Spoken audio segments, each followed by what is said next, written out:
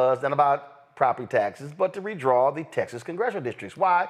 Because Donald Trump told him to, because Donald Trump is his daddy. They want to pick up anywhere from 4 to 5 seats for the next year's midterm because they're scared to death they're going to actually lose the House. Now, the reality is Texas has it's majority-proof Republican. They control it, all right? Bottom line is they got the votes. Democrats can't do anything about it, but they're going to do all they can. Now, Abbott is now lying. He claims it's about constitutional concerns. That's literally what he said. Now, State Senator Boris Miles, one of 2 black state senators in Texas, my alpha brother, he, of course, spoke about this, and he called it simply congressional redlining. Last wrap-up question. It's been asked multiple times, and as my colleague emotionally just said, we still don't know, you still have no idea to why we're doing this, with the exception of this letter coming from the DOJ. Is that correct? Well, I know the reason we are here today is because the governor put redistricting, congressional redistricting, on the call. On the call. And that's why we're here, correct? Because we got it on the call, and it came from this letter, resulted from this letter from the DOJ. That's the purpose, that's the reason we are laying out this resolution today. Okay. I think we're saying the same thing. I'm sorry? I think we're saying the same thing, Senator, as a result of this letter from the DOJ. Well, I can't speak for the governor, and I haven't talked to the governor. Okay. What I do know is that we have a duty to take up all the issues on the call, to consider all those issues, and to do that, if we're going to stick with the tradition of the Senate, then we would need to pass a resolution like this as step 1. Okay. And this is step 1. Senator, let me ask you a question.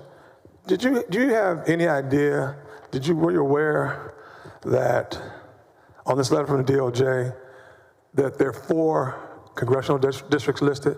I have read the letter. Were you aware that one of those districts is wholly in my district, Senate District 13? The second one is partly majority in my district, and the third has I have a slight part of that one in Senate District 13. Were you aware of that? I think you mentioned all that when we talked on the phone Saturday. Yeah. I want to know if the body knew. I'm trying to make sure they understand as well. So I'm going to repeat that. There are 4 districts that's mentioned here in this DOJ letter. 3 of them are partly or wholly in my district, Senate District 13. Do you think it's coincidental that Senate District 13, for which 3 of these districts are in, congressional districts in, and that I sit in, do you think it's coincidental that it is the only majority African-American district in the whole state of Texas? Again, I don't have any personal knowledge of any of the facts behind the DOJ letter. All I can tell you is that I have read it, and that I then read the response by the Attorney General's office to that letter, and that's really all I know. And I know, and all my colleagues know, that you're a thinking man. You're a very intelligent thinking man. And my question is simple. Do you just think it's a coincidence that 3 of these districts that are mentioned on this DOJ letter are in my district, the only African-American majority district in the state of Texas? Again, and I speak in all honesty, I have zero knowledge of any data, any facts, anything that the DOJ relied upon to draft their letter to the governor and to the Attorney General. Well, if I could, let me tell you, I don't think it's a coincidence. Okay, and I just want to put that on you and my colleagues' minds, that I don't think it's a coincidence, and my colleagues, my former Democratic colleagues, don't think it's a coincidence, and I can assure you, my people back home don't think it's a coincidence. Okay, so you're proceeding forward with redrawing the lines, but you don't have any of the information and the data to back up what you're saying. So now I'm confused. Are you that stupid? I mean, you saw Senator Miles say you're an intelligent man. No, they're not. They're doing the bidding of a white supremacist. Y'all, a blind person can see. You were specifically targeting the 3 African Americans who were in Congress from Texas. Well, the 3 Democratic African Americans, because you're cool with the help Wesley Hunt. But he don't have many black people in his district. So you're targeting Jasmine Crockett of Dallas, Mark Vesey of Arlington, Texas. You're targeting Al Green. I'm sorry, 4. You're targeting the seat that's vacant where the late Representative Sylvester Turner, the late Congresswoman Sheila Jackson Lee had that particular seat. And then you're targeting Sylvia Garcia. Now understand, y'all, Sylvia Garcia is the rep for the neighborhood where I grew up in, Clinton Park in Houston. So there's significant black and Latino population in that congressional district. So what justification does Abbott have? He doesn't. I mean, it's a naked partisan grab. I mean, they're trying to simply grab these seats and they want to shut down black and brown people. Now, we all know Trump, he hates Jasmine Crockett because she'd be lighting his ass up. So that's what he wants to do. And so these white nationalists, that's what they're doing. And so if that Republican had any integrity, honor, decency, morals, values, he would have said, this is a naked partisan attempt. And see, here's my whole deal. Just go ahead and say that. Just go ahead and say what it is. I don't have any respect for you. I have a little bit more respect for you if you just go ahead and just be honest about what the hell you're really trying to do. They don't want to see black and Latino representation in Congress. They don't want to see it. Period. They don't want to see it. My panel, Dr. Nolan Haynes, Georgetown University School of Foreign Service, out of Washington, D.C., Dr. Greg Carr, Department of Afro-American Studies, Howard University, out of D.C., and are we being joined? Okay, we'll be joined later by Robert Portillo, civil rights attorney, out of Atlanta. I mean, Greg, this is real clear. I mean, this ain't even a debate. We know what they're trying to do. And as I keep saying on this show, Democrats need to have the absolute courage to say, okay, do what y'all want to do in Texas. First of all, you're going to get sued. Okay, so you're going to get sued. Let's be real clear. They lost the Section 2 case in Louisiana. They lost the Section 2 case in Alabama. So even with this hard right Supreme Court, Section 2 hanging by a thread, they've lost that. I don't know what argument they can make where it's not an effort to disenfranchise black and Latino voters, but this is where Democrats in California, Illinois, New York State must respond by saying, okay, y'all redraw the lines. I'm telling you, we about to wipe Republican districts out in states we control. That's how you have to respond to these thugs. Roland, first of all, I will never tire of saying why this network is indispensable to the moment we face in American history. Because this is a conversation you won't see anywhere else. You might see some allusion to some of it. What I'm about to say, I think, wouldn't find the air anywhere else. And what you are saying certainly wouldn't. I share your sentiment in my heart. I share your sentiment in my mind. And I'm crystal clear, I think, to the fact that that is the nuclear option for the federal entity called United States of America. Not only am I not against it, I personally would love it. Gavin Newsom has begun to gesture that way, but he wants to be president of the United States. If and when that happens, when California and New York and other states, Maryland, decide we're going to redraw the lines and erase any advantage you might think you have in the Confederacy, then that clears the way for the dissolution of the United States of America. It renders the federal apparatus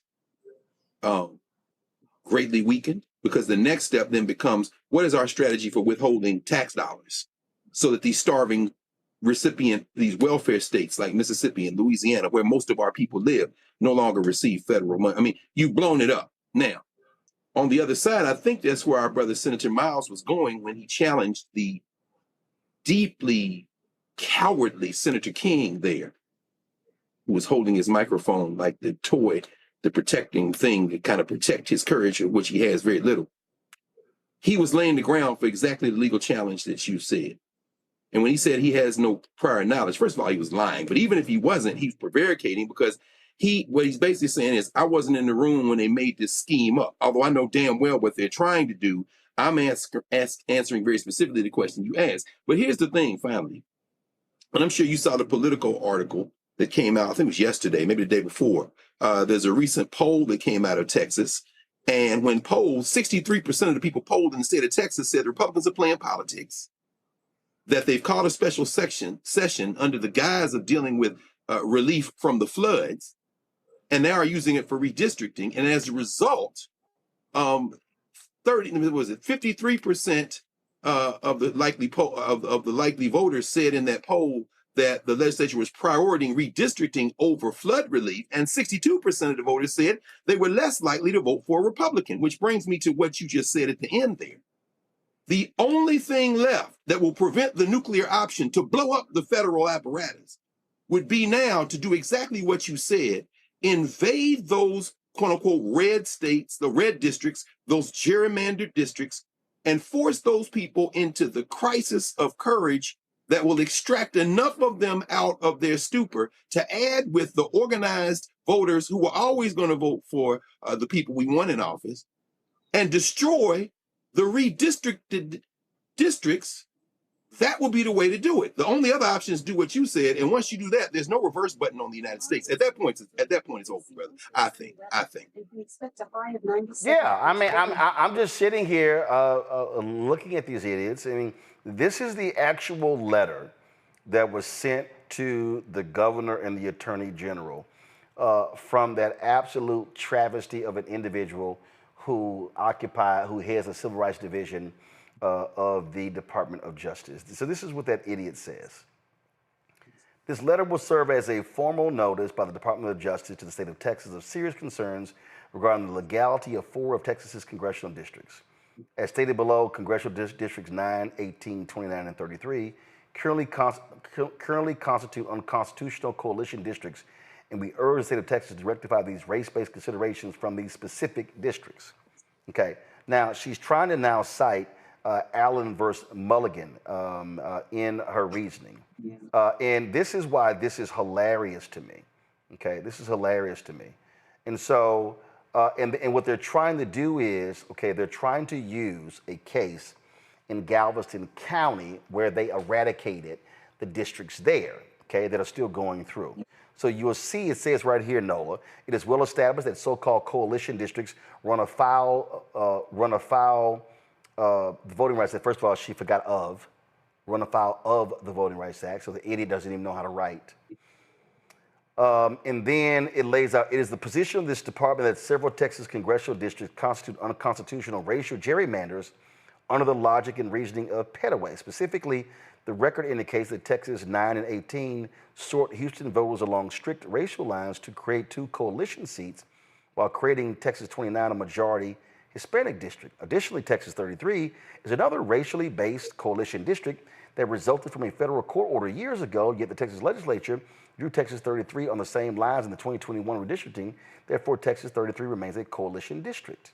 And so, please respond. So this is Harmeet Dillon, the Assistant Attorney General, Civil Rights Division, really a trash individual, okay, who was nothing more than a MAGA white nationalist supporter. Okay. So for everybody who's watching at home and listening, let me walk y'all through something. And we played this video of a news conference in a control room. Find that video when Jasmine Crockett was speaking in a news conference. I think we played it late last week or on Monday. So for people at home, I need you to understand something. Texas is 61% minority. So the population in Texas is 61% of the total population in Texas is Latino, Black, Asian American, Native American. White people in Texas constitute 39% of the state. The reason in the last 2 censuses Texas has received additional congressional districts is because of the population coming into Texas. Y'all do realize that more than 80, almost 90% of the population growth in Texas has been because of minorities, people of color. But what the white nationalists in the Texas, in the legislature, what they did, they said, oh, we're going to create white districts, white Republican districts. Now, here's what's real funny on this whole thing, Noah. And Beto O'Rourke has actually mentioned this whole thing. Beto has actually said, oh, y'all want to play with fire? Go right ahead, because y'all could be endangering some of your own people. Because the reality is, if you start taking blocks of black voters out of 18, Sheila Jackson Lee district, Sylvester Turner, that's the district of Craig Washington, of Mickey Leland, of Barbara Jordan. You start trying to move them some other place, oh, it's going to be some Republicans in trouble because of voting blocks. So that's the game they're also playing. And Republicans are even saying, Nola, I don't know if we want to do this because we might be jeopardizing ourselves. And what Harmeet is actually saying to the Republican white legislature, y'all drew these lines. Republicans have control of the legislature in Texas for 25 years now. Democrats had no authority over this here. So it's about to be FAFO if they ain't careful, Nola. Yeah, this entire situation, Greg, I'm still processing what you just said because it was so powerful. What you said, what you want in your heart, but then the reality of what would happen. I'm still kind of really processing that. That was really deep. But, you know, so I look at this 2 ways. So the very kind of the marching orders that Trump doles out, and then he sends his minions out, and then they do what King Trump tells them to do. And then they go out into the world and they say things like, oh, I really don't know. And they do all the gaslighting, and, Dems will have these very passionate arguments. I know that they're filibustering, they're doing all these things. They're walking through the policies. They have all these elegant arguments, but that doesn't matter when they've all agreed and signed a pact, figuratively or realistically. Clearly they don't care about consequences. They really only care about fulfilling the wishes of one individual. And the thing for me, which is so interesting, to your point, Roland, about they about to FAFO, is why they still listen to Trump math.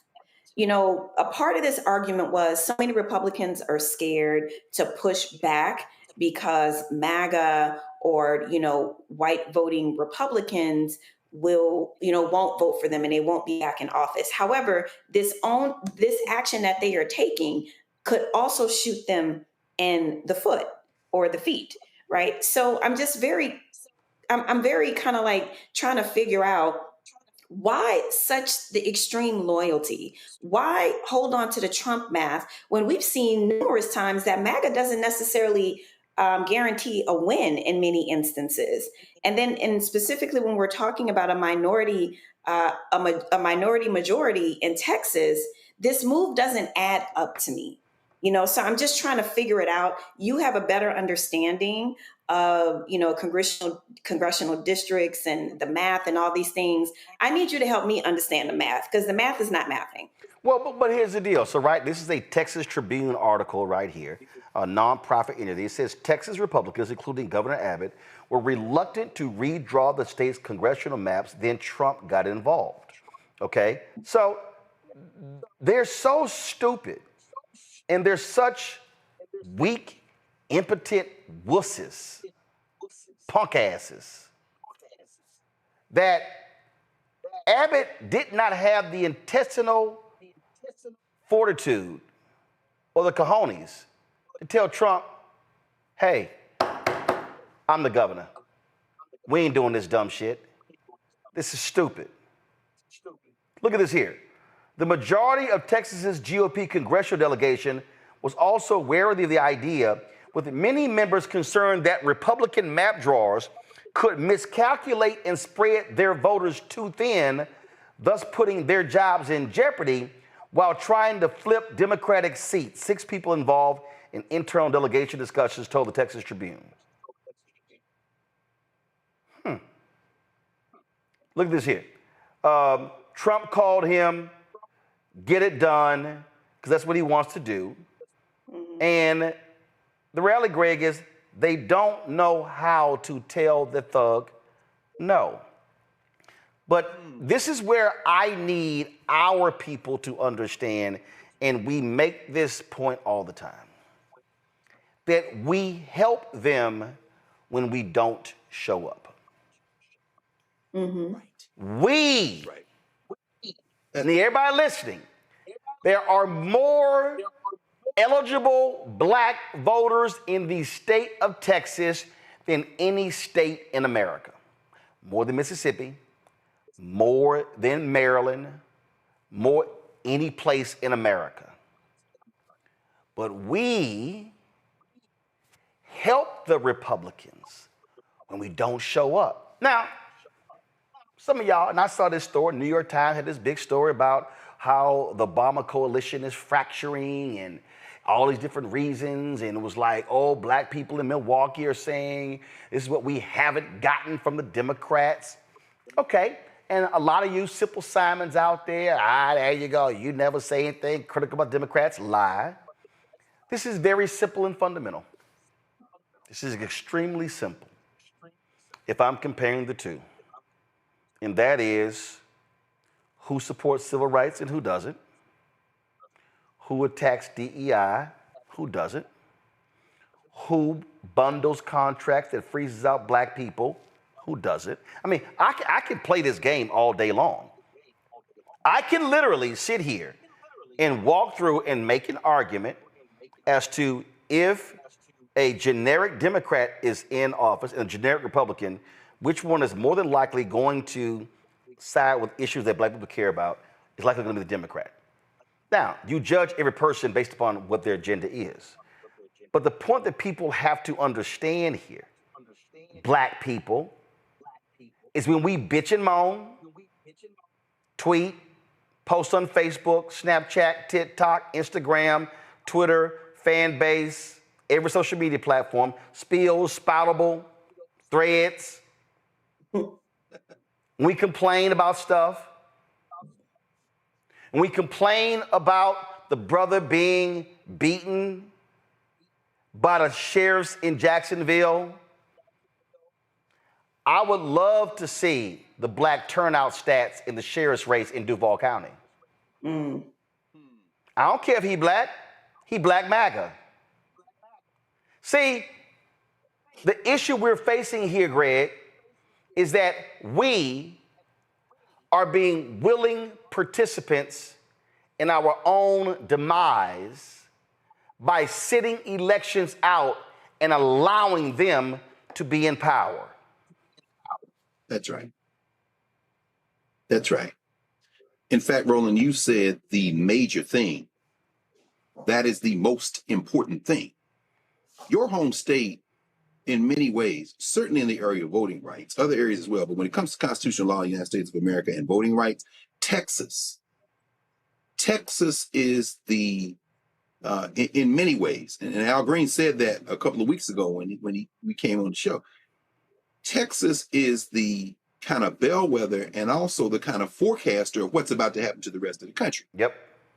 It's interesting in that letter that you read from that the Department of Justice's strategy is based on Milligan.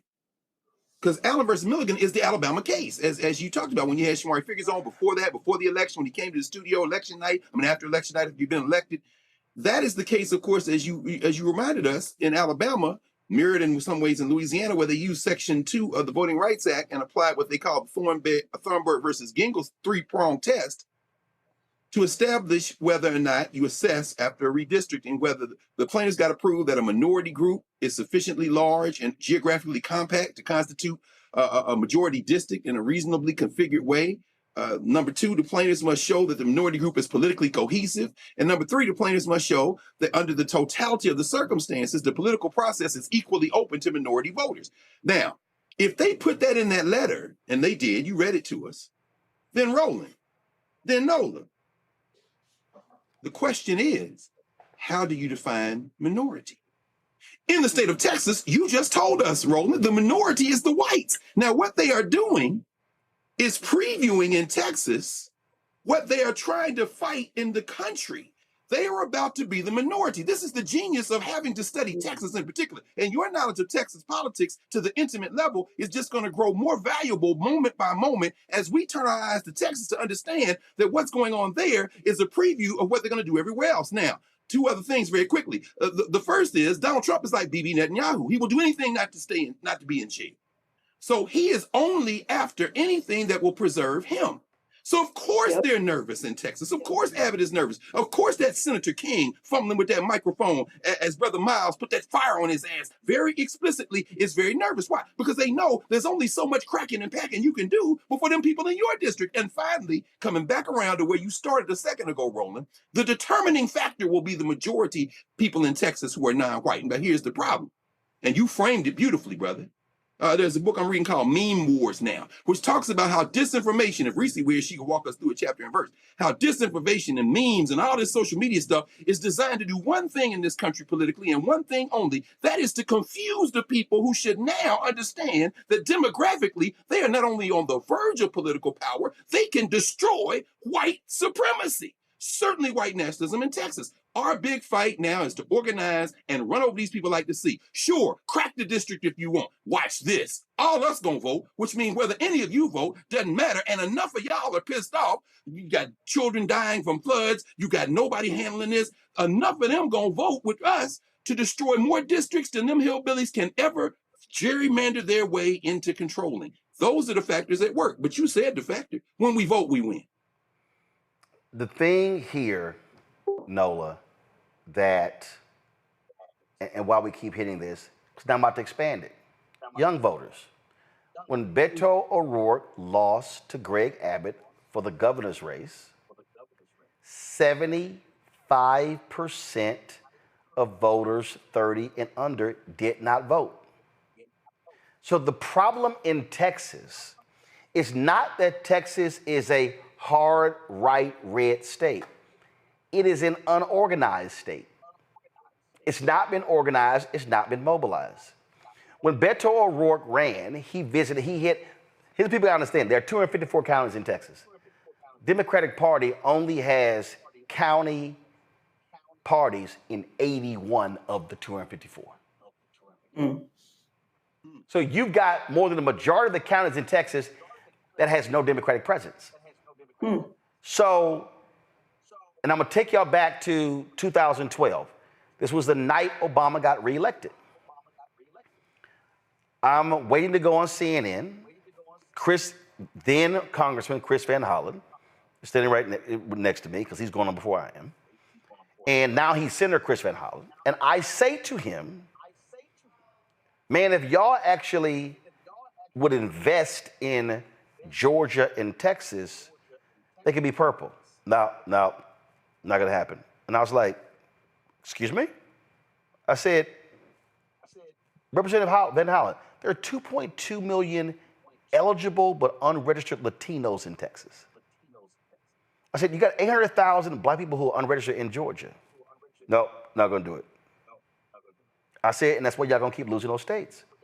See, I need people to understand the map. When I say understand the map, I need people to understand. This, y'all, is if you need 270 electoral college votes to win. Now, let me also help everybody who's watching so you understand what we're talking about here. The electoral map, the number of electoral votes in Texas is the number of congressional districts in Texas. So you've got 40. I need everybody listening to what I'm saying. Republicans cannot win the White House without Texas because it has 40. California has 54. When you look at the map, Florida has 30. So Florida is 30, Texas is 40, California is 54. Y'all, the reason Democrats can bank, because they can bank on this right here being blue. Boom, right here. They say that can be blue. Republicans bank on Texas being red, and Florida used to be purple, Florida's now red. They know, you look at all this, so you see, so all of a sudden, if Georgia is blue, oh crap, look at the numbers. You see what happened when Ohio became red, when Michigan became red, when Wisconsin, I can't hear Greg. Greg is talking, so I'll make sure his mic is open. No, I said North Carolina too. So you saw Roy Cooper get right. So Roy, that's right. I'm gonna get to that as well. You take Virginia. Okay, Youngkin won Virginia, but the reality is Virginia is blue. Folk, you look at this here. Why are these Western states so important? Arizona is 11 electoral college votes. Nevada is 6. That's 17. So I'm just walking y'all through like this is class, okay? So look at the numbers here. Nevada is 6, Arizona is 11, Georgia is 16. That means that Nevada and Arizona constitute one more electoral college vote than Georgia, 17-16. Now let's go to the Midwest. Why must Democrats stop being so focused on Midwest? I'll tell you why. Wisconsin, Minnesota, and Ohio constitute, you see it right there, 32 electoral college votes. But because of population shifts, those 3 states are losing population. Illinois is a blue state. Here's the problem with Illinois. Illinois is losing population. So the problem nationally that Democrats are going to have is that Florida is going to get more people from population. North Carolina is going to get more people. Georgia's going to get more. And they're actually moving to Alabama, Mississippi, but also Texas. So the next census, I need people listening to me very clearly right now. The next United States Census, it is projected that blue states are going to lose 12 electoral college votes. California, Illinois, New York State, Michigan. And we'll see what happens with Wisconsin and what happens with Wisconsin. That's 12, which means that you're going to have to replace the 12.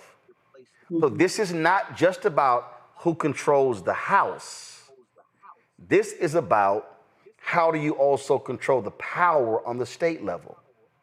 And so, Nola, what I have been saying to big money Democrats or progressives or independents, whatever you want to call them, that if they were smart, and a lot of them are, and have to be serious, they have to simply do what the black folks in Georgia did.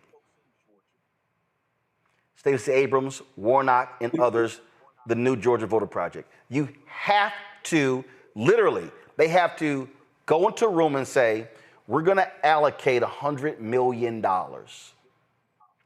And we're going to move 1,000 people into Texas. And we're going to fund them over the next 4 years. And we have to flip 300,000 to 500,000 votes in the state. The voters are there. They have to do the exact same thing next door in Louisiana.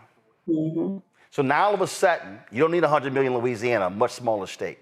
But what you are now doing is you now are attacking what the Republican strength has been, and that is a lack of organized, mobilized voters. And Reverend Barber talked about the 90 million who sit out. That's how you win. You're not going to win trying to convince suburban white women to not vote like their husbands. Mm-hmm.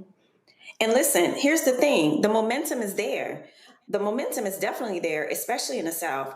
I talk to people all the time who say the same thing. We are here. We're tired of being ignored. And frankly, we're tired of feeling like we're not elite enough for the Democratic Party.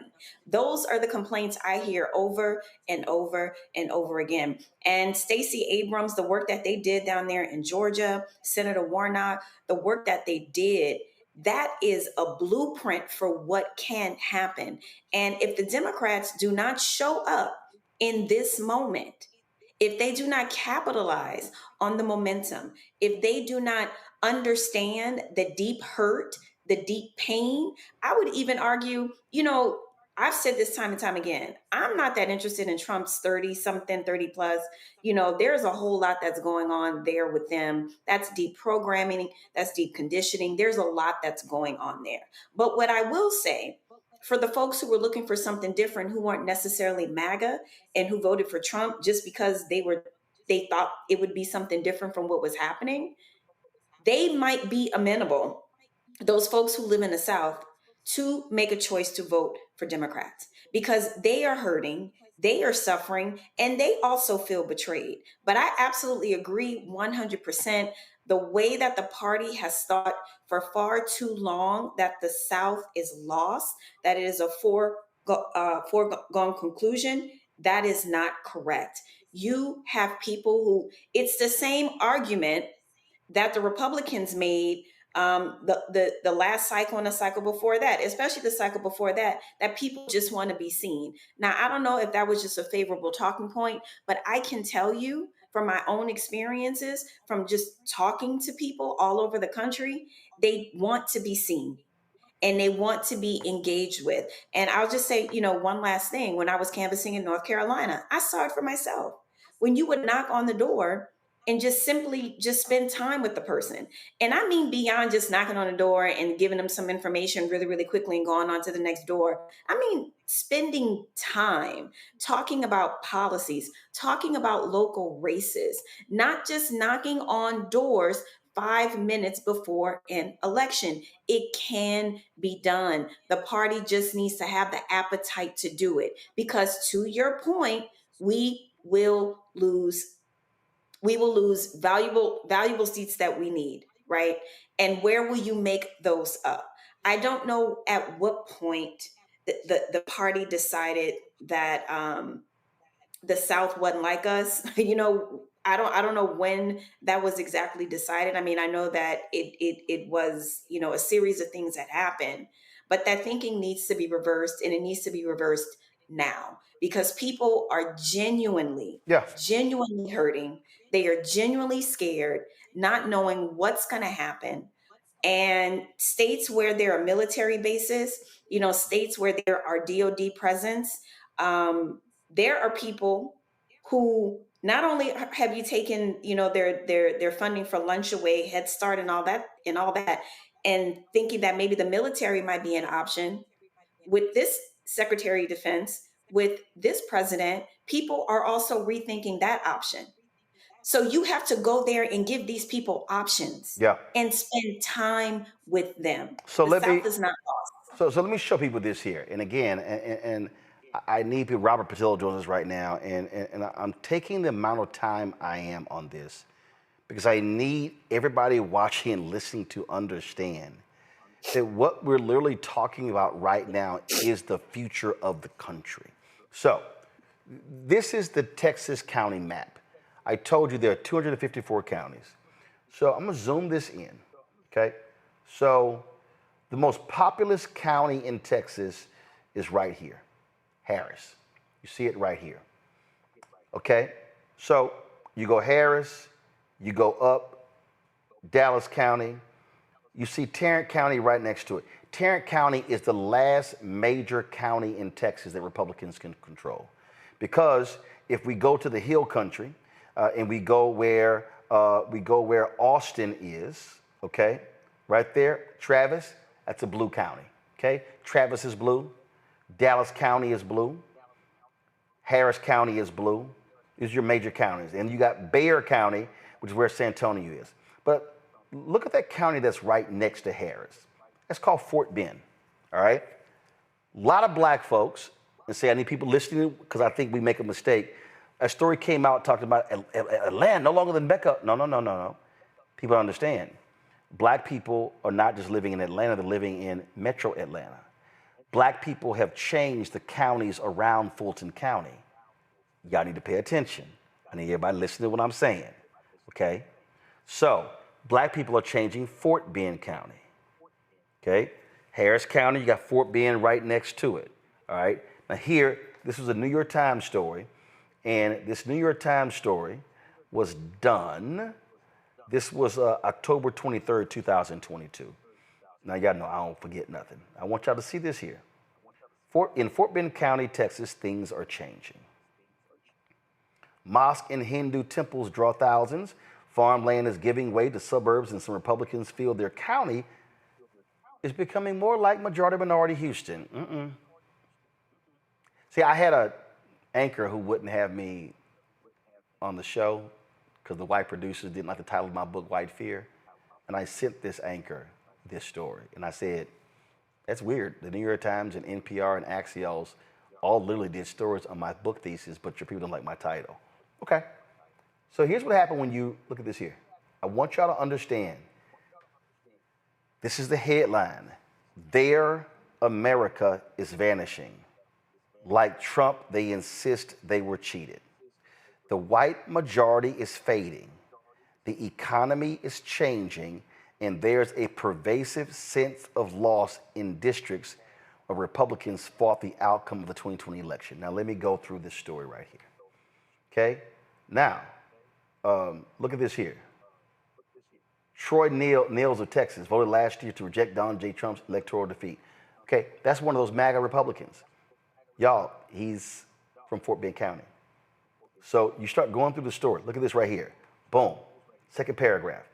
The county in recent years has become one of the nation's most diverse, where the former white majority has fallen to just 30% of the population. You go through this story. Look at this here.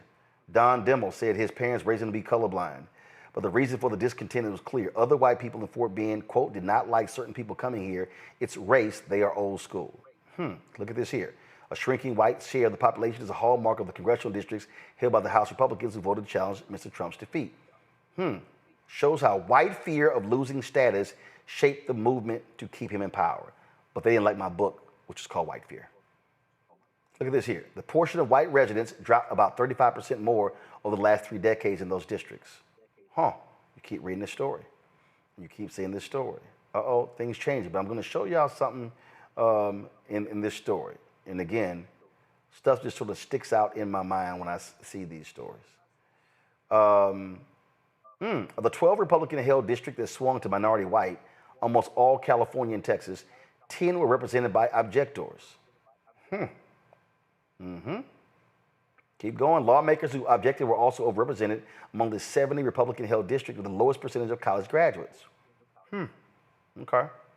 Let's keep going. Look at this here. Start looking at numbers. Okay?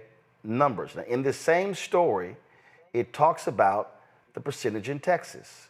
It talks about, how things change. It talks about the people moving in. There was a quote from somebody in this story who literally said, we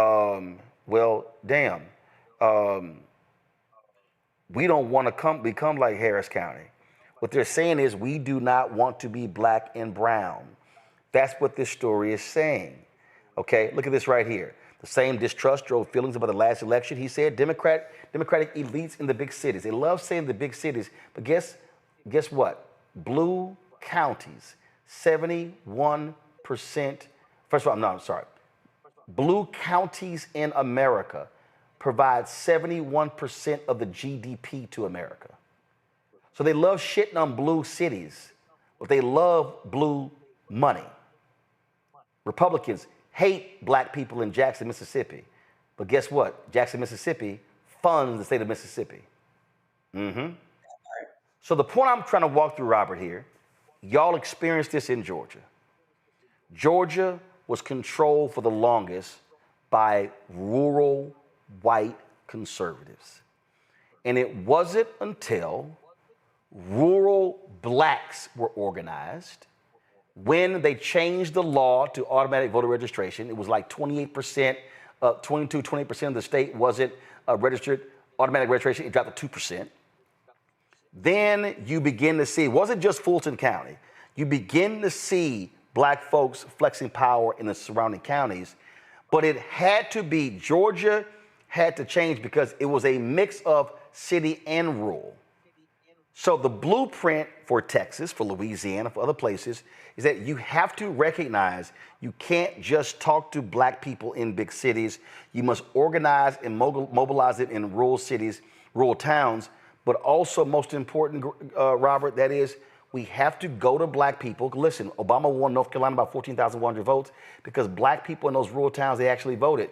We have to get our people to understand the moment we sit out a single election, we're literally writing our own obituary. You're absolutely correct. And a big thing that I think people have to realize is that the thing that changed in Georgia is that we started campaigning on local issues in local areas. You can't run the same campaign in Brunswick, Georgia, that you're going to run in the Bronx or Brooklyn or in Georgetown in Washington, D.C. You can't be down in Lowndes County talking about San Francisco talking points. And what we end up with in national campaigns is this silencing of voices that are outside the orthodoxy of what the consultant class tells us we're supposed to be talking about. So in the last election cycle, we were down in Georgia talking to young black men, just kind of hanging out, trying to motivate them to vote. But there was nothing in the national party platform that they felt talked directly to them. And of course, you can dig down into things and find points of that, which we did. But they wanted to hear upfront, loud, and outside what they cared about. And that's what motivated them.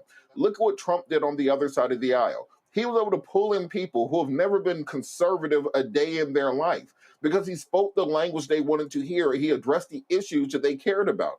So for the party orthodoxy, I think that they're going to have a soul-searching moment where they leave the big cities, they leave the cocktail parties, they leave the Ivy League institutions, and they go talk to the actual people that they want to vote for them. And then they put policies in place that will affect them and will motivate them. And then magically, those people turn out and vote for you once they actually believe in what you're saying. Is not some sort of mountain that we have to climb. This is the type of grassroots advocacy that we've been doing in the black community since the 1950s and 1960s. We've been able to address these local issues. We've been able to deal with these issues in communities that may not agree with every part of the greater agenda and convince them that we're fighting towards a greater good. But then lastly, when Democrats are in power, do what President Trump is doing right now for his base. He is going chapter and verse, everything he said he was going to do for them. He's just doing it. There's not excuses. There's not questions. There's not, we have to wait 2 or 3 more election cycles. Politics aren't right. So when Democrats are back in power, if you want young black men voting, address the issues they tell you they want addressed. If you want rural black America voting, address the issues that they want you to address. Don't start forcing what you think the issues need to be on them. Address their issues and they will turn out. If you build it, they will come. So let me say this, and I know I'm going to move on. Again, it was not my intention to do a whole hour on this, but it just happened. This is the piece that, again, I need black people to really understand. And remember, y'all, when I did the breakdown, when I said I'm sick of hearing people talk about they tired. Greg, this is the thing that folk got to get. If you step back and actually study black communities, the reality is that there was a group of black people who were really responsible for mobilizing and organizing black communities. In many ways, the structure was the black church, it was the NAACP, and it was other black organizations. When Black Lives Matter began to really rise up, I remember having a lot of conversations with folks who were complaining about the organizations and the churches. And folks were saying, no, we're moving towards decentralized leadership. And they were talking about all these different things. And I said to them, all that sound great, but somebody got to make a decision. So here's where we are. And this is not talked a lot about in black communities. It's not talked about. That generation is becoming ancestors. So the problem is you had an infrastructure that was 365 that, to Robert's point, Greg, they worked the city council election, the school board election, the county commissioner's election, the DA's race, judicial races, state rep, state senate, gubernatorial, House, U.S. Senate, president. And what is happening is a younger generation has said, oh, we don't need to do that stuff because we've got social media. But here's the problem. You don't control the algorithm. Exactly. So when you are having town halls, community meetings, precinct blocks, precinct captains, going door to door, doing those things, you are literally touching your people. You don't know if you're talking to a real black person or a bot on social media. And so when we talk about, because in the last 5 elections, we've seen a drop in black turnout. So what I need all of us to understand is, and again, I'm using my parents as an example. My dad turned 78 in April. My mom turned 78 in November. They worked the polls, they worked elections, they ran phone banks. They did all that stuff when they were in their late 20s and 30s. So you're talking about 50 years of community activism that has to be replaced. And that is a major reason why our communities, Robert is right, Nola's right, not just Democratic policies, but our communities are not organized and mobilized because the infrastructure, the people leading it, are passing away and retiring, and they're not being replaced by the next generation. It's true, Roland. It's absolutely true. And it can be reversed.